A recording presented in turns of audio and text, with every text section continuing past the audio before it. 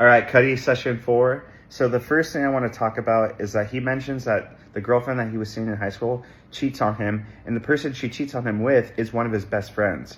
I mean, getting cheated on in general is a lot to soak in, and then if your boy betrays you too, it's like double betrayal.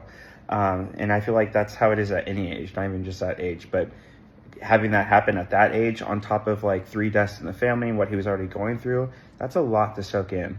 And so he not obviously, but he ends up taking like 12 Tylenols and a few other things after that, which sends him to the hospital. And he ends up going into rehab because they think he's going to relapse and like basically try to commit suicide again.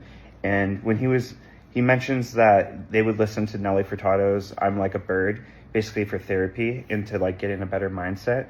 And he says, I want people to do that with my music. And it just makes so much sense because his music is so therapeutic. It's so like peaceful, raw, authentic, poetic. And so just definitely makes sense where the inspiration was coming from with the route he went. And he also mentions like rebounding meant chasing my ambitions. I feel like me personally, whenever I've gone through like hard breakups, that's exactly what I do. Like I try to just get in better shape, try to like be more peaceful, like mentally. I just try to upgrade like myself. Like I'm never like trying to bounce into someone. And I'm not saying that's like a good or bad thing. It's like everyone has a different style and like approach on how they get over someone. But for me, I definitely do what he mentions. And he mentions that when he was going to school, college to be exact, he was kind of struggling. He says, my desire to be the kind of student that could make my mom proud was conflicting with my need to become the most next level rapper that I could be. I feel like so many people that are like trying to chase a dream battle this because half of them is trying to do like what their parents want them to do or what they think is right or is like safe and comfortable.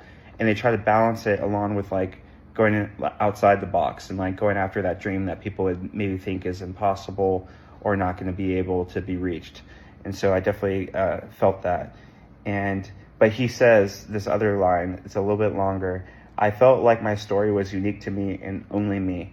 If you can bring something new to the table that hasn't been seen or heard before, and nobody can do what you do, you'll have a presence. And if you work at your craft and make sure it's right and perfect it, just being yourself is enough. Just being yourself is enough. I love that. I feel like a lot of people have trouble finding like what their art is or like what makes them them. And I think it's because they're not being themselves. Like what makes the dopest stuff is being yourself. And I think like a lot of people dive into like what they think is cool or what other people are going to like or what is considered like acceptable. And I don't know.